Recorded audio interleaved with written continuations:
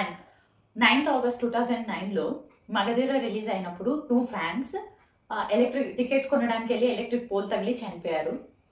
So and next Baadshah audio లాంచ్లో కూడా రాజేంద్ర ప్రసాద్ అనే ఫ్యాన్ ఇలా ఓవర్ క్రౌడ్ అయిపోయి ఆడియో లాంచ్లోనే చనిపోయారు. అప్పుడు ఎన్టీఆర్ గారు కూడా అక్కడికి వచ్చారు. అండ్ నెక్స్ట్ గోవిందుడు అందరివాడిలో ప్రీ రిలీజ్ ఈవెంట్లో కన్నయ్య అనే ఫ్యాన్ చనిపోయారు. అలా ఆర్ఆర్ఆర్ ఈవెంట్లో, అరవింద సమేత ఈవెంట్లో, ఇంకా చాలా హీరోస్ ఈవెంట్స్లో, ఇలా ప్రీ రిలీజ్ ఈవెంట్స్లో, ఆడియో లాంచెస్లో చాలా మంది ఫ్యాన్స్ ఒకరో ఇద్దరు చనిపోతూ వస్తూనే ఉన్నారు. సో అప్పుడు ఎప్పుడు ఆ ఇష్యూని ఇంత పెద్దగా చేయలేదు. ఎందుకు ఈ పర్టికులర్ ఇష్యూని ఇంత పెద్దగా చేస్తున్నారు అంటే డైవర్షన్ పాలిటిక్సా? తెలంగాణ గవర్నమెంట్ కూడా డైవర్షన్ పాలిటిక్స్ చేస్తుందా? ఇంకొకటి, గురుకుల్ స్కూల్లో మీరు పెట్టే ఫుడ్, అది గవర్నమెంట్ నుండి వస్తున్న ఫుడ్ కల్తీ అయ్యి చాలామంది చిన్నపిల్లలు చనిపోయారు. ఒక్క శ్రీతేజ గురించి మీరు అంతా ఆలోచిస్తున్నారు కదా, ఆ 50 మంది పిల్లల పరిస్థితి ఏంటి సార్? వాళ్ళ ఫ్యామిలీ పరిస్థితి ఏంటి? వాళ్ళ అమ్మ నాన్న పరిస్థితి ఏంటి? వాళ్ళ ఎమోషన్స్, ఫీలింగ్స్ మీరు ఎందుకు పట్టించుకోవట్లేదు? అది మీరు ఇస్తున్న ఫుడ్ అంటే ఆ పిల్లల చావుకి ఈరోజు మీరే కారణం కదా.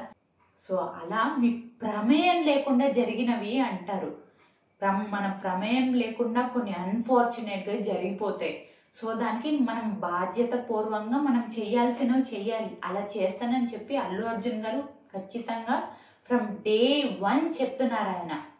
ఇంకొక విషయం అల్లు అర్జున్ గారు బాగా మెన్షన్ చేసి చెప్పారు. So police were making the way వెళ్తున్నప్పుడు, సో నన్ను అలా ఆల్రెడీ థియేటర్ యాజమాన్యం పర్మిషన్స్ తీసుకున్నాము ఓకే అని చెప్పాకనే నేను అక్కడికి వచ్చాను. ఆల్రెడీ వారు పర్మిషన్ తీసుకున్నారు కాబట్టి పోలీస్ వాళ్ళు ఆల్రెడీ నాకు వే చేస్తున్నారు నేను థియేటర్కి వెళ్తున్నప్పుడు అని చెప్పారు. సో ఇలా పర్మిషన్స్ తీసుకోలేదని తెలిసినప్పుడు ఇప్పుడు ఇంత ఇష్యూ చేయడానికన్నా అప్పుడు అక్కడికక్కడే అల్లు అర్జున్ గారిని మీరు ఎందుకు ఆపలేదు?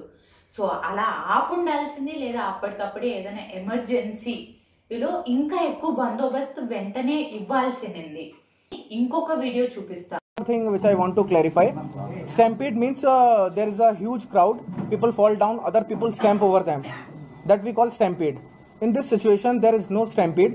Lot of crowd was there, people were jostling with each other, so certain asphyxia kind of situation, people were not able to breathe properly inside the main auditorium in the lower balcony. So this lady was there and she was brought out from there. ఈ event జరిగిన next డేనే stampede అయితే జరగలేదు. Stampede అంటే heavy crowd ఒక్కరినొక్కరు తొక్కేసుకుని వెళ్ళడాన్ని stampede అంటారు. అలా కాదు, crowd ఎక్కువ అయిపోయి ఒక్కరి దగ్గరకు ఒక్కరి మీద తోసుకుంటా వెళ్ళిపోయి, సో అలా ఊపిరి ఆగిపోయి రేవతి అనే ఆమె చనిపోయింది. బాబు కూడా అలానే జరిగింది. స్టాంపేడ్ అంటే హెవీ క్రౌడ్ ఒకళ్ళు తొక్కేసుకోవడాన్ని స్టాంపేడ్ అంటారు. స్టాంపేడ్ అయితే జరగలేదన్నారు. తర్వాత అయితే ఇది కంప్లీట్ స్టాంపేడ్ లిస్ట్లోకే వేసేసారు. వాళ్ళే కాదన్నారు, వాళ్ళే స్టాంపేడ్ అంటున్నారు. సో ఎనీవేస్, పోయిన ప్రాణాన్ని అయితే తిరిగి తీసుకురాలేము. ఆ అబ్బాయి శ్రీతేజ్ మాత్రం వెంటనే కోలుకోవాలి, బాగా కోలుకొని. సో నెక్స్ట్ పాయింట్ ఏంటంటే, కోమిటి వెంకటరెడ్డి గారు, ఆ ఇన్సిడెంట్ జరిగి ఆల్మోస్ట్ ఒక 15 days అవుతుంది. ఇన్ని రోజులు ఎందుకు సార్ మీరు హాస్పిటల్కి వెళ్ళి వాళ్ళకి 25 lakhs ఏదో మీరు అమౌంట్ ఆఫర్ చేశారు కదా, అది ఆఫర్ చేయలేదు? నిన్న ఇది ఒక పెద్ద ఇష్యూ అయి అసెంబ్లీలో 1/2 hour మాట్లాడాక, సో ఇది లైమ్ లైట్లోకి వచ్చేసింది కాబట్టి పబ్లిసిటీకో దేనికోసమో నిన్న వెళ్ళారు. ఇన్ని రోజులు ఎందుకు వెళ్ళలేదు సార్? ఫస్ట్ 1 week అయితే అల్లు అర్జున్ గారి టీమే కదా ఖర్చులన్నీ భరించాయి. ఇన్ని రోజులు ఎందుకు వెళ్ళాలనిపించలేదు సార్ మీకు? సో ఇంకొకటి, అల్లు అర్జున్ గారు వెళ్ళి ఆ అబ్బాయిని కలవాల్సింది, అల్లు అర్జున్ గారు వెళ్ళి ఆ అబ్బాయిని కలవాల్సింది అంటున్నారు కదా. అబ్సల్యూట్లీ ఆ పాయింట్ అయితే కరెక్టే, నేను కూడా అదే అంటున్నా. కానీ ఒక్క మిస్టేక్ ఏంటంటే, ఆ రోజు మార్నింగే వెళ్ళిపోయి కలవాల్సింది. అంటే ఆల్రెడీ వాళ్ళ టీం మెంబర్స్ ఏమో మీ మీద వాళ్ళు కేసు పెట్టారు, లీగల్గా మీరు వెళ్ళి కలవకూడదు, చాలా పెద్ద ఇష్యూ అవుతుందంటే నేను కలవలేకపోయానని చెప్పారు. అల్లు అర్జున్ గారు వాళ్ళ ఫాదర్ని కూడా పంపించారు. బట్ ఎక్కడో ఆ రోజు మార్నింగే ఇంకా వాళ్ళ కేసు ఫైల్ చేయడానికన్నా ముందరే అల్లు అర్జున్ గారు వెళ్ళి వాళ్ళని కలవాల్సిందేమో అన్న చిన్న ఇన్స్టింక్ట్ అయితే నాకు ఇంత జరగకపోనేమో. అని అనిపించింది. యాజ్ ఎ ఫ్యాన్గా నేను కూడా ఇదైతే చెప్తున్నా. ఇంకొక విషయం, సినిమా అంటేనే ఎంటర్టైన్మెంట్. సినిమా అంటేనే ఎంటర్టైన్మెంట్ కోసం చేసినది. ఈరోజు సీతక్క గారు కానీ, ఎవరైనా కానీ, మల్లన్న గారు కానీ, ప్రతి ఒక్కళ్ళు స్మగ్లర్కి నేషనల్ అవార్డు ఇచ్చారు, స్మగ్లర్కి నేషనల్ అవార్డు ఇచ్చారు అంటున్నారు. స్మగ్లర్కి కాదండి వాళ్ళు నేషనల్ అవార్డు ఇస్తా, ఒక యాక్టర్కి ఇచ్చారు నేషనల్ అవార్డు. మూవీకి ఇవ్వలేదు వాళ్ళు నేషనల్ అవార్డు, యాక్ట్ చేసిన యాక్టర్కి ఇచ్చారు నేషనల్ అవార్డు. ఎంత కష్టపడితే ఆ నేషనల్ అవార్డు తెచ్చుకుని ఉంటారు. ఈరోజు దాన్ని కూడా నెగిటివ్గా మాట్లాడుతున్నారు. ఎంత ఒక పర్సన్ని ఆ లోయెస్ట్ పాయింట్లో ఉన్నప్పుడు ఎంత ఇంకా లోయెస్ట్ పాయింట్కి తీసుకెళ్ళిపోతున్నారంటే, మ్యామ్ నేను ఇంకొకటి అడుగుతాను, ఎవరైతే స్మగ్లర్కి అవార్డు ఇచ్చేసారు అని చెప్తున్నా వాళ్ళు, ఇప్పుడు ఒక స్పైడర్ మ్యాన్ మూవీ చూస్తాం, స్పైడర్ మ్యాన్ మూవీస్ ఉంది, డైనోసార్ మూవీస్ ఉంది, జురాసిక్ పార్క్ మూవీస్ ఉంది, సో ఇంకా అలా అలా చాలా మూవీస్ ఉన్నాయి. సో అది చూసేసాక మన కిడ్స్కి ఏమన్నా ఈ దారాలు కట్టేసి స్పైడర్ మ్యాన్ లాగా వెళ్ళండి అని చెప్పగలమా? అలా చెయ్యగలమా?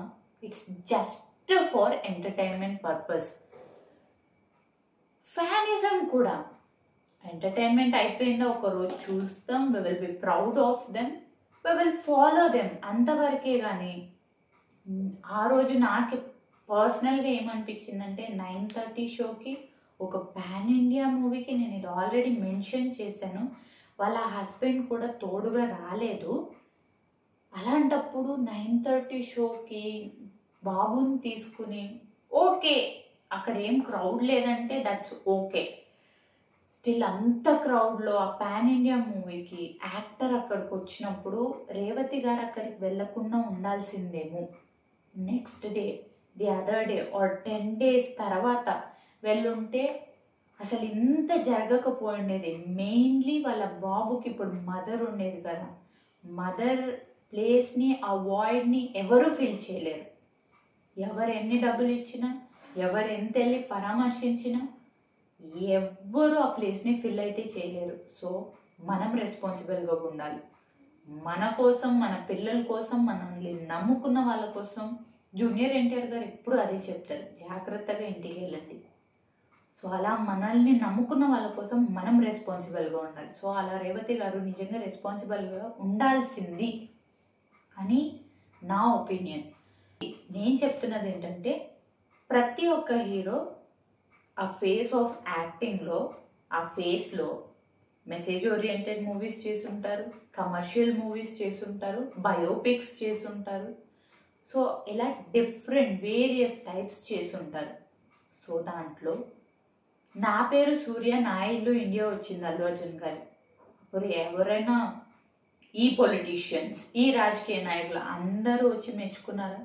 ఈరోజు స్మగ్లర్ మూవీ తీసేశారు అంటున్నారు. ఇలా చాలామంది చాలా రకాలుగా తీశారు. సో మీరు యాక్చువల్లీ యాక్టర్స్ కాదు అనాల్సినది, దీనికి యూఏ పర్మిషన్ ఇస్తారు కదా సెన్సార్ బోర్డ్ వాళ్ళు, వాళ్ళతో డిస్కషన్ చేసుకొని వాళ్ళతో మాట్లాడుకోవాలి. That's there profession. మనల్ని ఎంటర్టైన్ చేయాలనుకున్నారు, ఎంటర్టైన్ చేశారు. మనం కదా వెళ్ళి చూస్తున్నది.